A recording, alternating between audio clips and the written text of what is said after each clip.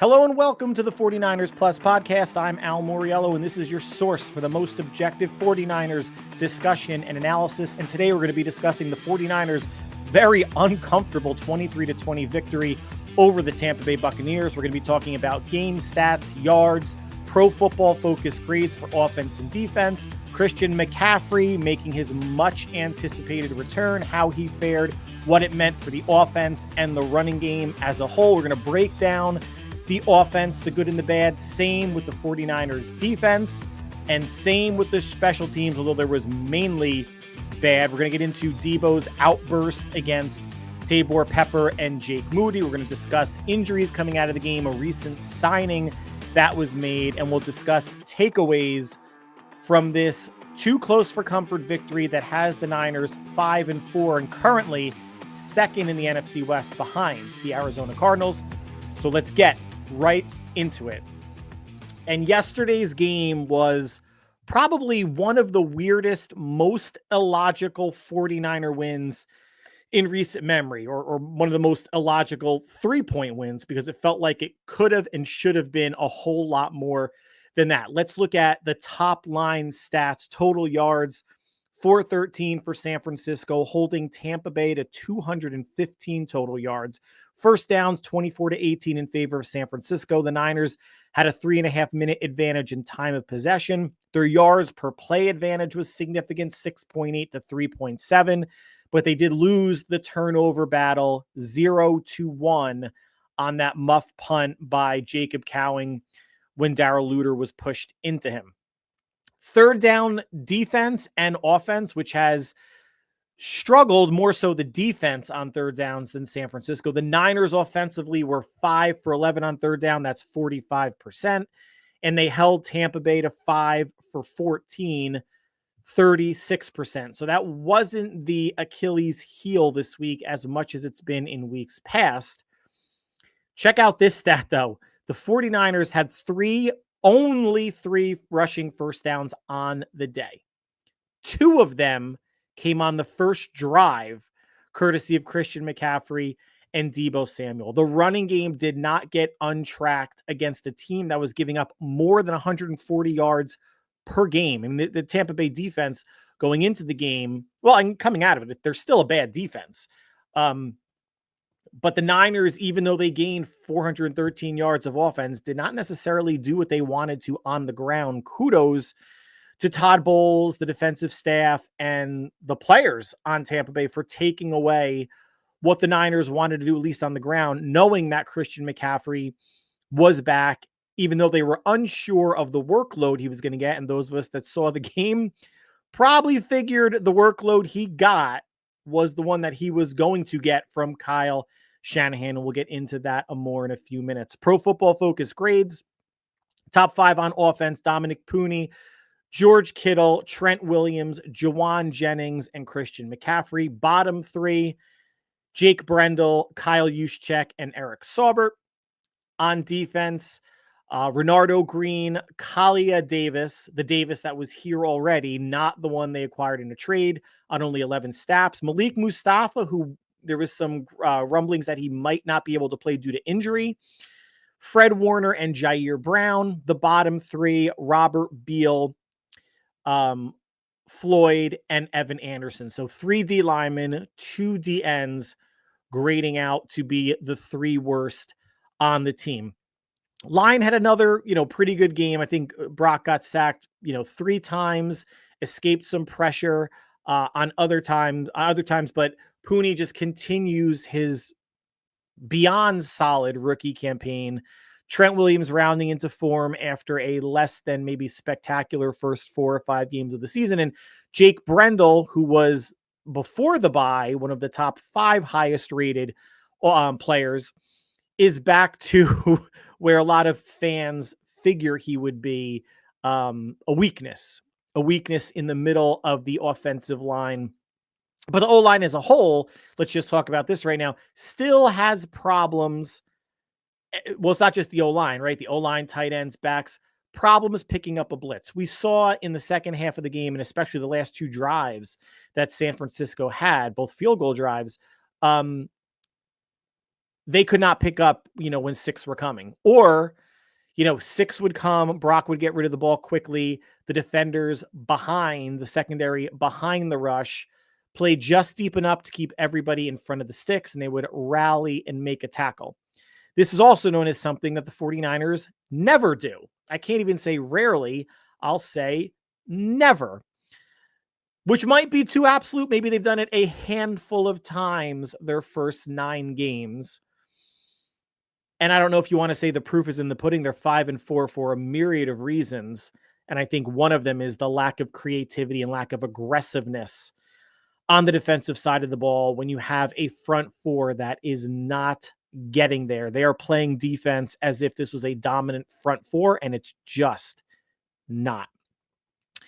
Christian McCaffrey's return, so missing the first 8 games, getting injured beginning of August, or aggravating or re-aggravating one or both of his Achilles as training camp began, more or less, got shut down for the rest of training camp. Didn't see any preseason games. They were trying to ramp him up for week 1, put him on IR, went to Germany, wouldn't talk about what happened there, nor, should he? He doesn't really need to. It's no one's business but his, the doctors, and I guess the teams, right? He's got to tell the team.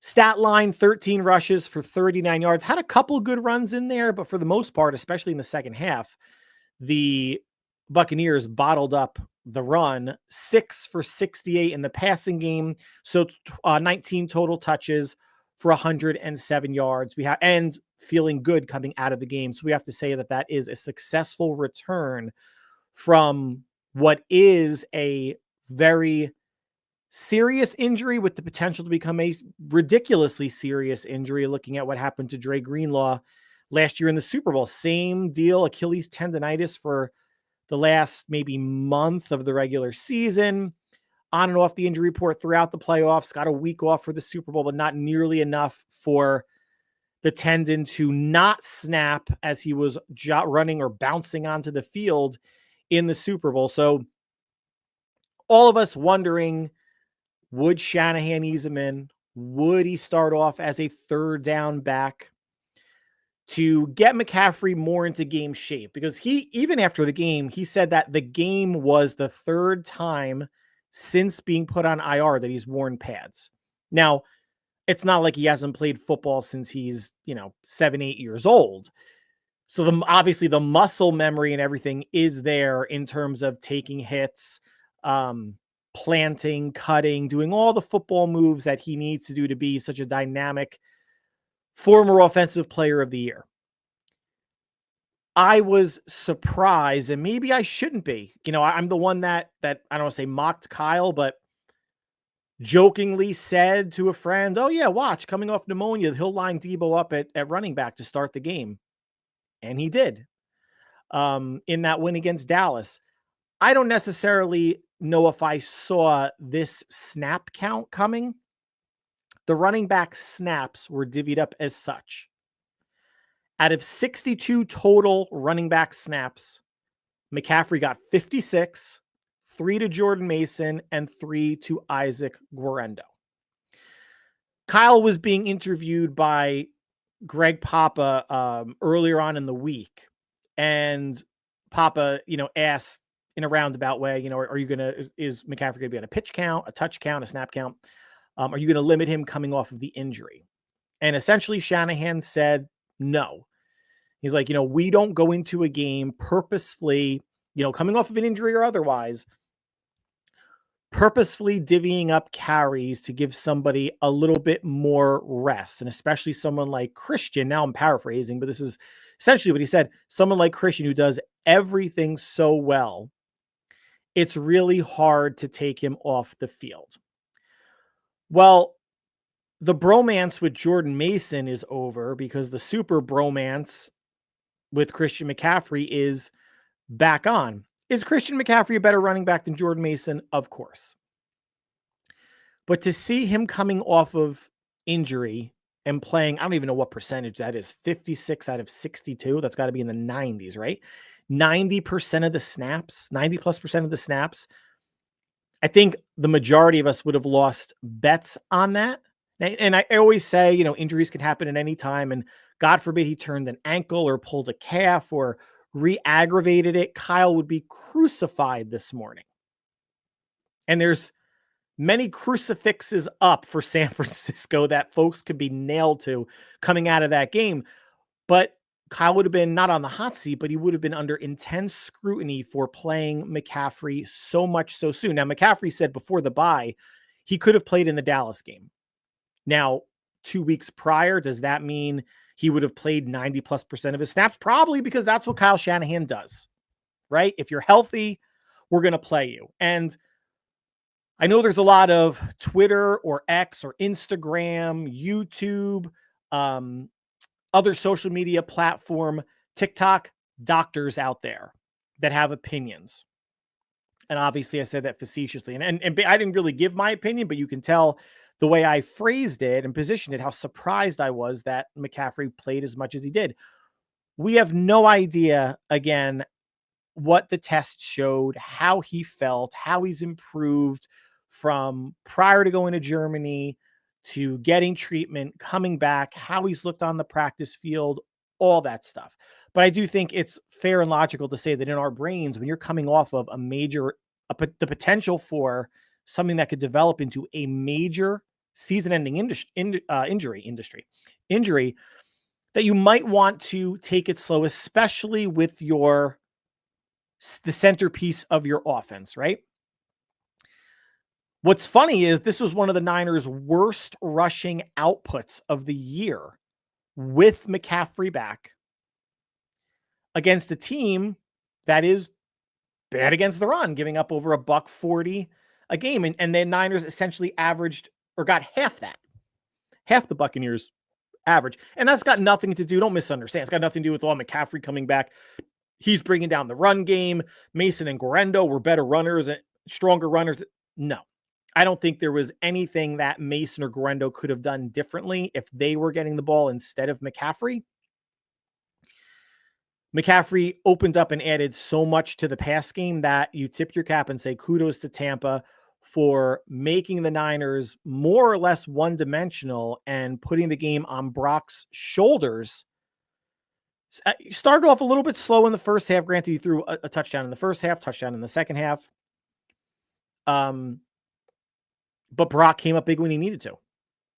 And that is why he's a top 10 quarterback. And if anybody's trying to convince you otherwise, they're a hater, they're misinformed, they don't know quarterback play, they don't know football, or they just want to have a hot take to generate, to farm engagement on social media or for clicks or listens. Brock is a top 10 quarterback. What it's going to come down to in the offseason is, does he get paid like a top 8, 9, 10, a top 5, 6, 7, or a top 5 quarterback? And even though it's not our money, I think all of us would feel better if he did not surpass Dak Prescott's $60 million per year, even though some may argue he could earn it. And I know it's, next man up gets the biggest bag ever, all that stuff. But I think him getting less, I think all of us, and again, not our money, would feel better about where that extra money could be allocated for the roster moving forward. But we were talking about running the ball. So 22 for 75, under 4 yards a carry. Buccaneers 27 for $110 and a touchdown. And specifically, Bucky Irving getting what he wanted. I think he was 13 for 73, something like that, and a touchdown. And just had their way in spurts against the Niners defense in the second half. So Tampa Bay, the Niners held the Bucs under their average. I think they were averaging about 124, 125 a game. So the Niners held them under, but the Bucs significantly held San Francisco under their average. And the magic formula of less than 30 throws, more than 30 runs for San Francisco to win was not achieved. Brock had over 35 throws and they only ran the ball 22 times. Now, some of that had to do with, I think they only got one possession in the third quarter, and that was due to a special teams turnover. So they might have not have had the time or the possessions to get the running game and the quantity of runs where they wanted it to be. But at the same time, they didn't give up the run by any means, but they found much more success passing the ball until Tampa Bay tightened up the secondary, started bringing some pressure against Brock, and Brock still delivered those last couple drives, but especially on that final drive for the game-winning field goal. But it is surprising, guys. Let's not, and it's not because of McCaffrey, of course, that one of their worst rushing outputs of the year happened against a bad run defense and with Christian McCaffrey back. And there's not going to be any sort of divvying up of carries, moving forward. We a lot of us wondered, would they bring Mason or Garendo in for some early down runs? Maybe not, in the first quarter, but mid-second quarter, getting into the second half, if McCaffrey was getting a little gas. I mean, it was hot, right? High 80s in Tampa. McCaffrey playing the amount of snaps he did, he had to have worn down a bit. I mean, Christ, the defense wears down more than a bit every game in the second half. And the amount of snaps that McCaffrey was out there and what they were asking him to do, 19 touches. We'll see moving forward if there's any implementation of other running backs. I doubt it. And this might have been a game, we could look at it like this, right? This might have been a game that they don't win without McCaffrey, as strange as that sounds to say, with how undermanned the Buccaneers were offensively. Now, the Niners offense, Brock, the quietest 350-yard passing game you will ever see. And it's quiet, at least by the media, after the fact, because he's not Caleb Williams, Jaden Daniels, CJ Stroud, Jordan Love. But Brock went 25 for 36, 353, 2 touchdowns, no interceptions, ran it 4 times for 17 yards. Started out a bit slow. It didn't have a bad half. I mean, anybody that watched the Sunday night game last night, Stroud, 2 interceptions, Goff, 5 interceptions. Both of those started and kind of finished slow, although, Goff had a probably better fourth quarter than he had first 3 quarters for sure. Brock is the reason they won this game. Brock putting up 353, over 105 or 110 passer rating, is the reason they won this game. Being able to read the blitz, throwing that 30-plus yard lollipop down the right sideline to McCaffrey, reading the blitz, throwing it high enough for McCaffrey to get under it for a big first down, and then the go-ahead touchdown down 17-13, scrambling back, buying time. When he got rid of that ball, I thought, okay, that's probably just thrown out of the end zone. He's drifting left. He's looking. I couldn't imagine it being a dime. And it was a dime, beautifully to Kittle, jumping, tapping both feet down for a touchdown to go up 20-17. Where is the Sports Center, Twitter, X, social media positive outcry for how awesome of a play that was for Brock? What we know for certain is that people aren't tired of Brock. Brock does this sort of thing, I don't want to say every game, but it's become more commonplace than maybe we thought we would get out of Brock as fans when he took the starting job, right? People were calling him Jimmy 2.0. He's not that big. He can't run that much. And this year is when he introduced, the scrambling, whirling dervish, buying time, finding people downfield. But that is a Sports Center top 10 play for sure, guys. It's not just the ridiculous one-handed catches that Jefferson or Garrett Wilson are making. What that play represented as a quarterback is buying time, finding a receiver, finding somebody open, scramble drill, touchdown to get back up 20-17. The Niners were up 10-0, which again is just a sign. It's a portent of bad things to come. 10-3 at the half. And the way that game was going, didn't it feel like the Rams game and the Cardinals game? Like, it feels like the Niners were in control. I don't think Mayfield went over 100 yards until mid-fourth quarter passing. It felt like, okay, the Niners at some point, they'll get that touchdown to go up 14. Maybe they'll push to 17 and all will be well in the world. But like and this is the story of the 2024 49ers. They're not the Niners of the past 2 years. They're going to let teams hang around. Even when they play a good, strong game defensively, they're going to let teams hang around. They're going to have issues because I just don't think this is going to be corrected at all this season. They're going to let teams score in the second half. They're going to let teams score in the fourth quarter. No lead outside of something, maybe 25 plus, which is 4 scores. No lead is going to be safe going into the fourth quarter with this team. We're like midgets at a urinal, guys. We're on our toes. We're going to be invested from stem to stern in this game. There's going to be no reason to turn it off early. Oh, get Niner blowout. Let me go outside and rake some leaves. Not going to happen.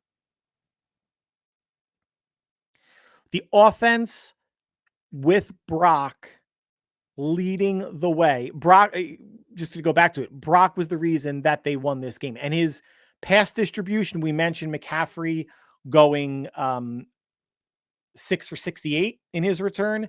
Jennings led the team, 7 receptions for 93 yards. Ricky Pearsall, great to see him getting his first touchdown, 4 for 73. Debo, 5 for 62, and Kittle, 3 for 57, and that touchdown we just talked about. But the issue, again, red zone offense. They got there twice.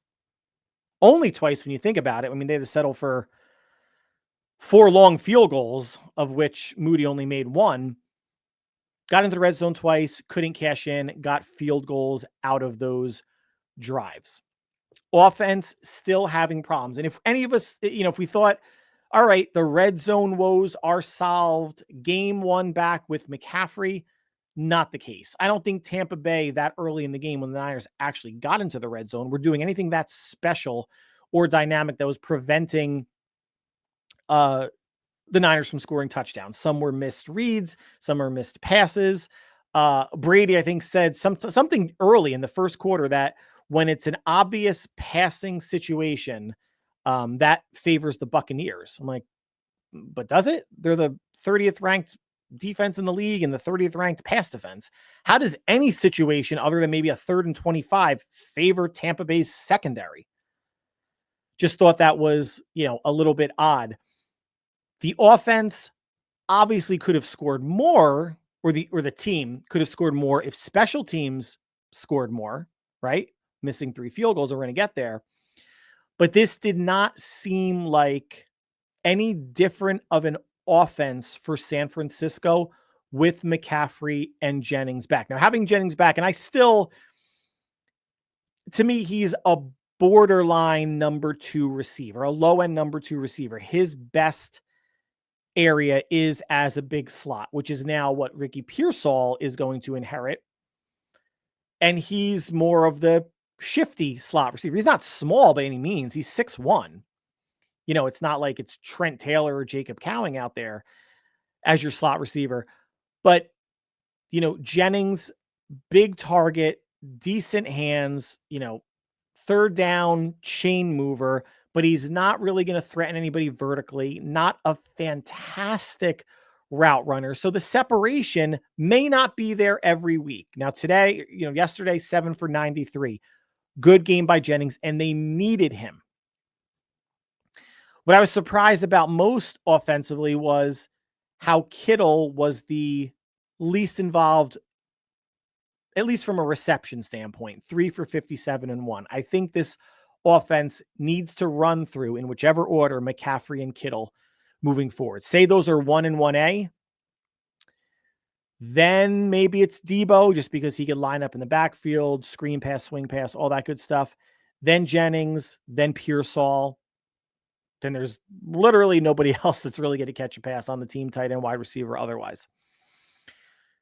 The offense, crazy to say, is still, it feels like a work in progress, doesn't it? It feels like it's not a finished thing because they haven't had their full array of weapons on the field, nor will they for the rest of this year with Ayuk being hurt. But this is the universe of their weapons now that they put out on the field against Tampa Bay. Now, hopefully next week against Seattle, and they have upcoming games against Green Bay and Buffalo, that the chemistry the synergy between that offensive group, Juwan Jennings playing the X spot, which is where Ayuk played, and obviously then Pearsall moving into the slot role.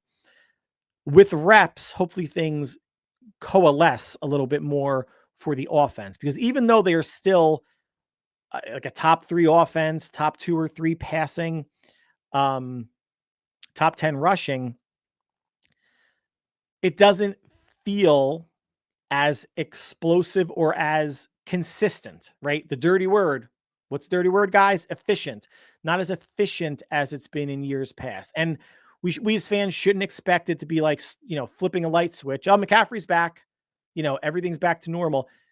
Let's give it a couple weeks. I think Tampa Bay was even though it was much closer than we would have liked, a good jumping off point. Seattle, a team defensively that the Niners have been able to move the ball against. 2 kind of get right games with practices in between before you start punching with the bigger boys in Green Bay and Buffalo. Now let's switch sides. As far as the Niners defense go, can you really, how much can we actually gripe, right? You're holding Tampa Bay to 215 total yards. By comparison, Baker passed for 200 yards alone at Kansas City and 2 touchdowns. Baker had only 116 passing yards. His wide receivers, obviously down Godwin and Evans, combined for 4 catches for 28 yards. So it was Kate Otten who had a good game, Bucky Irving out of the backfield, Rashad White, and then the running game that kept Tampa in it and gave Tampa a 17-13 lead in the third quarter. But they only ran it for 110 yards. It's not like Tampa ran the ball the way the Chiefs did. The Chiefs ran it for over 180 yards, exerted their will, especially in the second half. The Niners could not get off the field, could not get a stop when you knew it was going to be a 2nd and short or 3rd and manageable, and Kansas City decided to run it. It had that feel in the fourth quarter again that the Buccaneers, especially on their touchdown drive to go up 17-13, were going to get what they needed, and the Niners really couldn't do much about it in a game, again, where they only let up 215 total yards. The D-line, only 2 sacks, 1 from Bosa, 1 from Malik Collins. A point was made during the broadcast that Baker was getting it out quickly. And as much as I want to say, well, the Niners should have adjusted, their corners should have been playing up a little bit more, take the quick stuff away. If you're holding a quarterback to 116 passing yards, if we said going into the game that the Niners would hold Baker, who's had a good 3-game stretch prior to this without his top 2 receivers, granted all losses, but still he's carried the bag for them offensively, that you'd hold Baker to a $116 and 215 total yards, you'd take that and you would think the Niners would be winning by double digits. But this is the 2024 49ers, where it's an adventure every game, especially as the game wears on and you get into the 3rd and 4th quarter. Now, one thing that I do want to point out, and I'm sure a lot of people are talking about this as a great play, Baker Mayfield's 4th down stiff arm on Nick Bosa. Again, this is a situation. Now the Bucs are down 20-17. Tampa's in their own territory.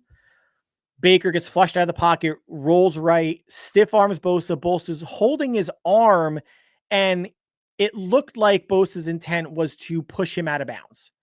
Baker was rolling that way anyway. His momentum was going that way, and Bosa was just going to help him get out of bounds. Instead, throws it, finds Rashad White for a 1st down, and the drive continues for Tampa Bay. My only thought as it was happening is, Bosa, pull him down. Yank him down by his arm. I don't care if you pull his arm out of his socket. It's not my arm, and he's not playing on my favorite team. Get him on the ground. But I wonder, is Bosa worried about a penalty? Is that adjacent to a hip drop tackle if he grabs his arm and just falls? It was curious, and no one asked him, at least in the post-game press conference that I listened to. Maybe they'll go into that question in some detail today after this podcast is concluded. You had Baker by the arm. Why not try to pull him down? You got 40, 50 pounds on Baker, or spin him around, like do something other than just pushing him forward. Jerk his body, his arms, get him off of, a level spot, a level platform to throw. Him just rolling right, stiff arming you, and you pushing him that way wasn't enough. I'm sure there was a reason why. Maybe Bosa felt like he couldn't get a good enough grip on his arm, but I felt like more could have been done at the arm, at the forearm, at the wrist, at the hand. Because Bosa's got, I'm sure, huge hands and is a powerful dude, that he could have altered Baker's body position, angle, or gotten him down if a little bit more happened there. So odd, but instead the drive continues. And from there, the Niners had 4 penalties as that drive continued. 3 consecutive penalties that took the ball from the 49ers 47 down to their 8. The Bucs had to do nothing. There was a face mask, there was a personal foul, and pass interference. 39 yards worth of penalties on 3 straight plays where Tampa literally didn't have to do anything. So they get it 1st and goal at the 8, wound up gaining 3 yards on 1st down on a run, and then D-tackle Evan Anderson came up big and stuffed the running back for a 3-yard loss, making it 3rd down and 8, forcing an incompletion. Buccaneers settle for the field goal, and it's 20-20. As I'm watching that, and now we're getting into special teams because that was really the lead coming out of this game, even if Debo didn't have the reaction that he did. But, watching this game being up 3, and when Moody missed the field goal, they could have made it a 6-point game. This was not a consolation prize, and this is not defending Moody at all, because there's no defending being 3 for 6 on the day. I was trying to rationalize in my head, like, you know what? Maybe I'd rather be up 3 than 6. Because if you're up 3 and a team gets onto your side of the field, they're not going to do anything aggressive enough to sacrifice the 3, right? Because there was still, they wound up kicking the field goal with about, 40 something seconds left. And then the Niners get the ball back. But if, it's still 4 down territory, no matter if it's a 3-point game or a 6-point game. But if you're up 6, it's obviously, 4 down territory, but they know they need the end zone to win. It's end zone or bust. Whereas at least with a 3-point lead on a 3rd down from anywhere that's within field goal range, you don't have to be so ballsy and go for it.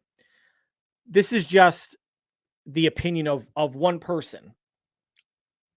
All things being equal, probably would have rather had, Moody make at least 2 of the 3 kicks that he missed to get it to 9, and then it would have been a non-issue.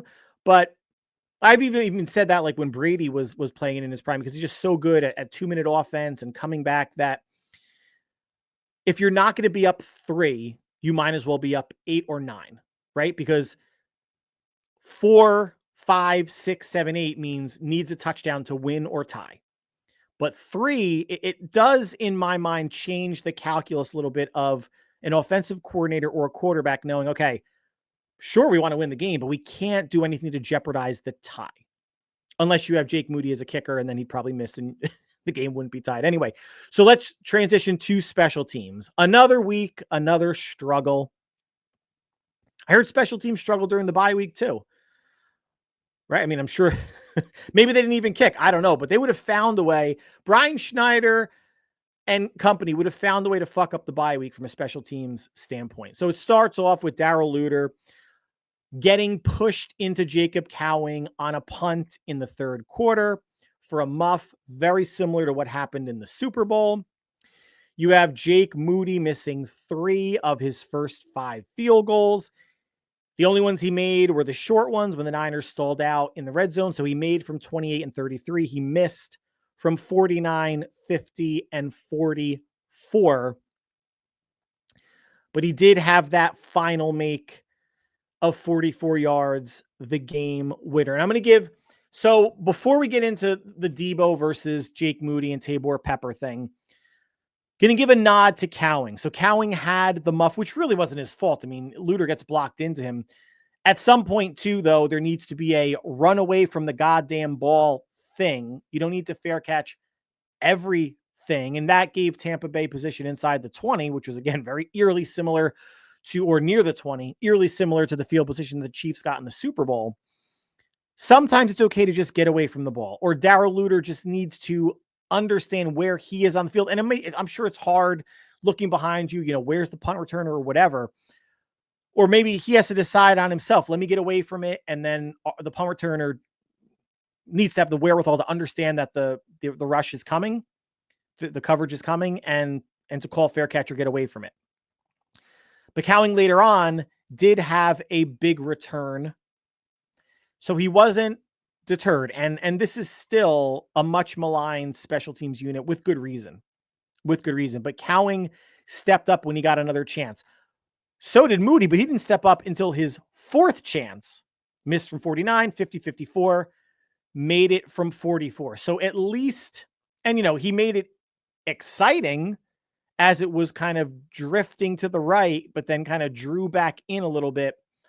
Didn't split the uprights the way Shanahan said in his post-game pep talk to the team. But give Moody credit. He could have crumbled. I mean, what's the mentality when you miss your first one going into your second kick? You miss that. What's the mentality you have going from kick 2 to kick 3? You missed that. Now you're going from kick 3 to kick 4. His confidence, I mean, I'm not going to say his confidence had to have been shot, but he was obviously thinking about it. I can't imagine, he's not a robot. He's not a cyborg. He just can't purge, memory, delete stuff from what's happening. And you feel it from your team, right? I'm sure maybe he heard people rumbling on the sidelines or something. He knew. He obviously knew. And there's no way. Everybody talks about cornerbacks needing to have a short memory, giving up a big play, and you still got to go back and cover the next drive. Same thing with kickers, but I guess maybe Moody didn't think he'd be getting so many immediate successive chances to put 3 on the board and miss.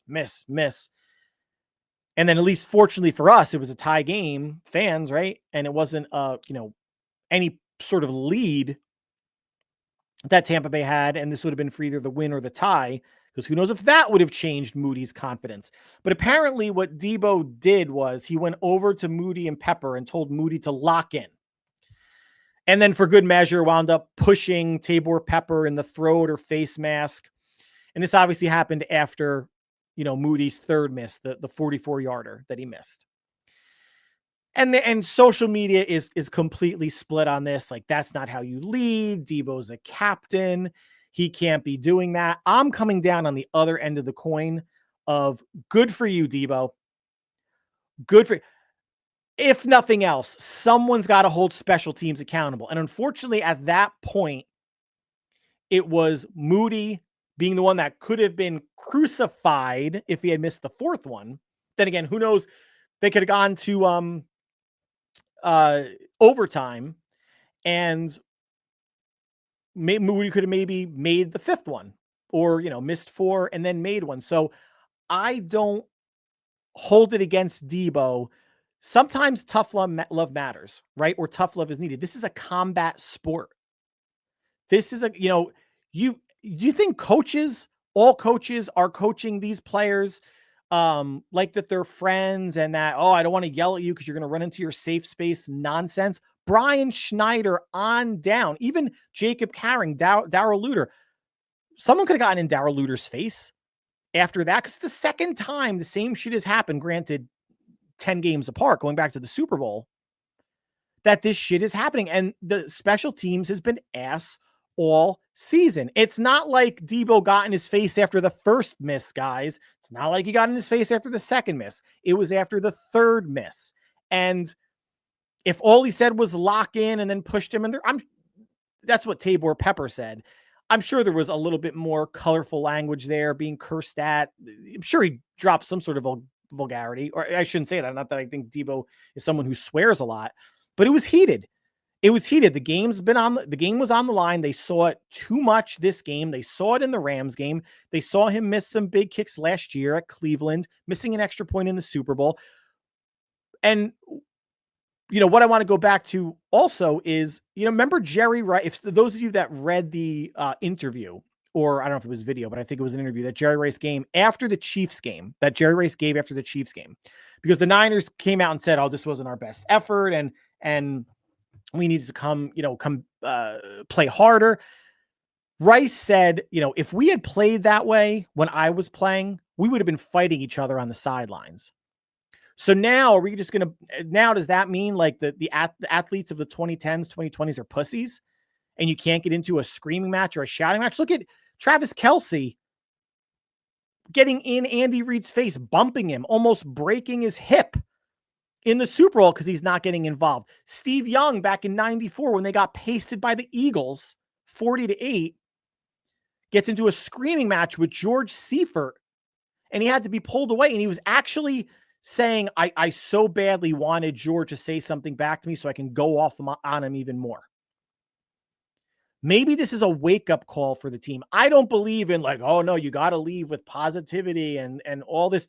Yeah, for the most part you do, but there are instances where you got to shake the shit out of someone and say, wake the fuck up, man. We're not expecting Jake Moody or any kicker to hit every single kick they're ever going to make, but you also can't miss 3 straight. I don't care. They were 49, 50, and 44. He didn't miss chip shots, but being 3 for 6 on the day is not nearly good enough, right? That's 50%. Jake Moody is an 80%-ish kicker for his career prior to this game. This game probably brings it down a little bit. Maybe he's high 70s now, high to mid 70s, but that's unacceptable. And listening to Richard Sherman's podcast, he's had that throughout the course of his career. Someone coming up to him, he lets up a touchdown. Someone telling him, "Come on, man, you remember that Legion of Boom team? You saw them fighting with each other. Games where they were getting lit up or teams scoring on them. You saw it. It's okay. This is a much ado about nothing." Debo said, in the post-game interview that he was going to talk to Moody. Moody said he's like, I got to make those kicks. That's my job. I can't be missing those kicks. Debo doesn't need to apologize to me. Tabor Pepper seems to be past it. I'm sure they got past it on the long flight back from Tampa to San Francisco. But how many of us have been complaining about special teams since the season started, since last season, since before last season? Someone's finally doing something about it. And granted, it wasn't the special teams unit as a whole. Someone needs to scream at the kick return unit. Someone needs to slap the shit out of the punt return unit. Someone needs to take, Jacob Cowling aside, in my opinion, and say, dude, when the ball's near the 10 or inside the 10, don't field it. We've all been saying special teams is an issue. Brian Schneider's not going anywhere. Special teams isn't going to get any better. And I don't know how much Snyder can coach Moody to not miss field goals. I mean, that's ultimately on Moody, right? Something happened yesterday. 2 special teams. Someone got in their face. And it's about goddamn time. Now, coming out of the game, injuries and a signing to make you guys aware of. So Nick Bosa went into the game with a hip injury. Only the Niners people getting injured during the bye week, which sounds funny, but obviously they have practices, and that's where Bosa got injured. Played through it. He knew he was going to be limited to a certain degree and seemed like he was uncomfortable after the game in the post-game press conference. And, said, let's see, recovering how I feel tomorrow, meaning today, Monday, Tuesday, Wednesday, going into the week. Rookie cornerback Renardo Green left the game in the second half with a toe injury. That's big because he's playing well. He's playing really well. He's Pro Football Focus's second highest rated rookie cornerback, but also because Charvarius Ward was out and may continue to be out, grieving for the tragic loss of his 1-year-old daughter. So the Niners may be thin at cornerback, still have 4 on the roster with Green out and if Ward is still out. But the Niners wind up signing former Giant cornerback Nick McLeod to the practice squad. McLeod, 6'1", 193, started 5 of 7 games for the Giants this season, played in 41% of the team's snaps, and he can play special teams. He was a core special teamer for the Giants. They have Chase Lucas on the practice squad already. I'm actually not sure if they released Lucas to bring McLeod in. I didn't see that transaction, or who was released from the practice squad because someone needed to be. But Nick McLeod in and could be an option to get elevated for two reasons. One, if Renardo Green is out for any extended period of time, and if, Charvarius Ward understandably is still out as well, and the need of having a fifth cornerback on the roster, on the 53, the game day roster, and if they want to get Darrell Luter out of special team punt return gunner duties. Now, granted, 2 bad luck fumbles or muffs that he was involved in, but they just happened at 2 horrendous times. Super Bowl and a game where they were up, or it was 10-3 at the time, and that wound up making it a 10-10 game on that score. Takeaways from this game. Well, there's a bunch. I'm going to narrow it down to maybe 6. Nothing's going to come easy for this team. We know that already. We're at the midway point. They are who they are. They're a 5-4 team. They're an slightly above average team right now. They're a team that feels like they could beat anyone on their roster. They are beating each other on their roster between Debo and Pepper, but they can beat anyone on their schedule or potentially lose to anyone on their schedule, but more than likely they're going to struggle with anyone on their schedule. This is just the team. And I would love to be wrong saying, I don't know if the last quarter of the season is when they're going to get it figured out red zone wise and defense wise in the fourth quarter and pass rush wise. We've had 9 games now, and I think this team essentially is who they are offensively. Red zone offense efficiency, I could see improving over time with McCaffrey coming back in and the offensive personnel. Should everybody stay healthy from this point on, getting, more familiar and more, reps with each other. It's not 2023 anymore. New year, new team, new game. But the defense, sadly, just might be what it is.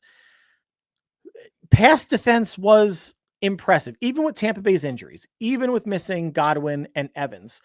Baker Mayfield's last 3 games without these guys were solid, including going to overtime with the Chiefs. And it's a game they could have won if they decided to go for 2 at the end of regulation. For Sorensen and this team to come in and limit Baker Mayfield the way that they did, regardless of who's at the receiver spot, was impressive. Have to at least give the secondary a nod.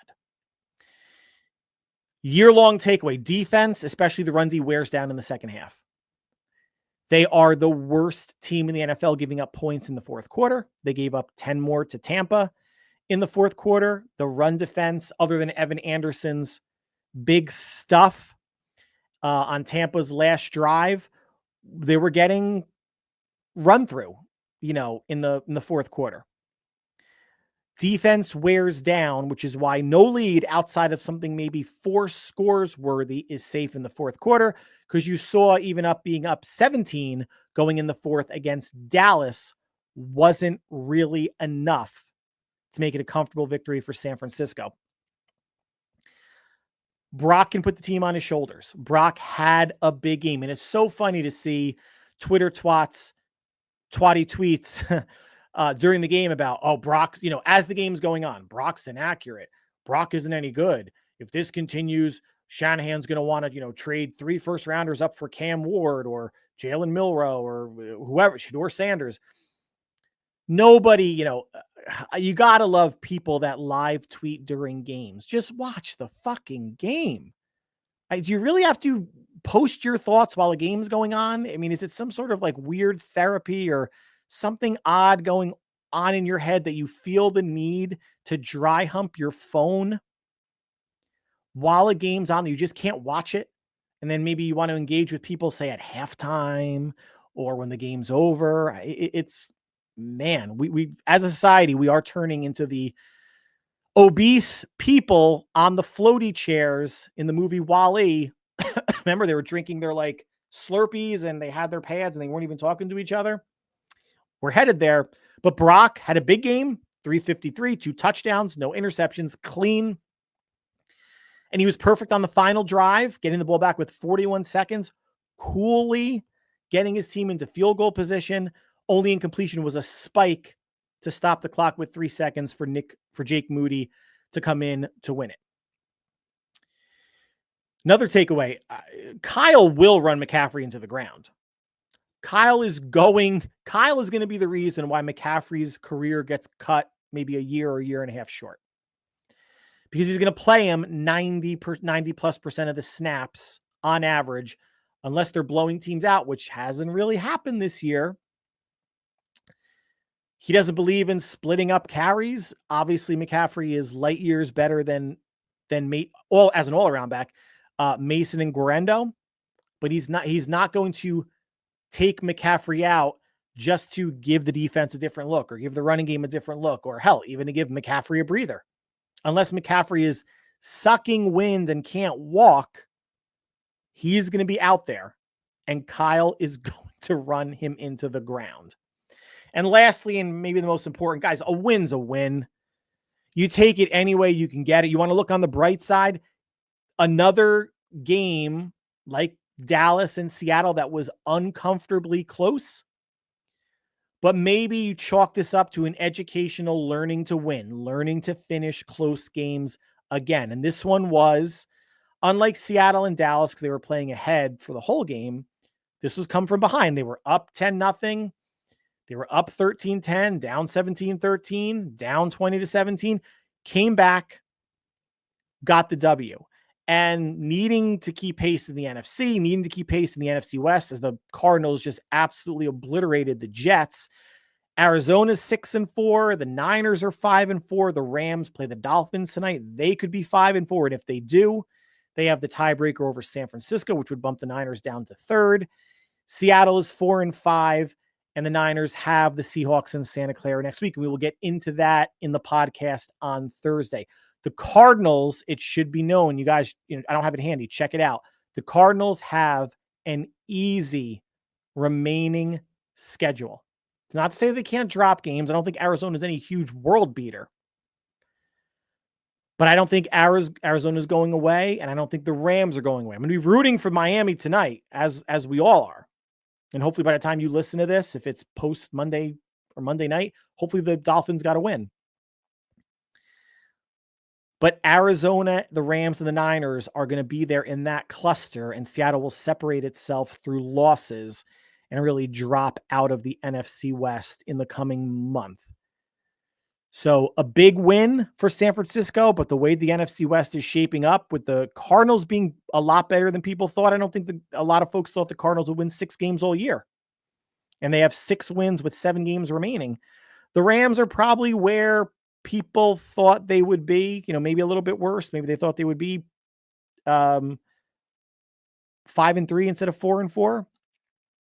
But with Stafford healthy, the receivers healthy, an opportunistic and young defense, they're not going to be going anywhere either. So the West still obviously there. Everything's still in front of San Francisco. But again, it still makes those 2 NFC West losses with big leads to Arizona and the Rams sting all the more now. And it's still, and we don't know how this is going to play out, but should the Niners lose the West by 1 game, or 2 games at the most, they're going to look back on those games and just rue how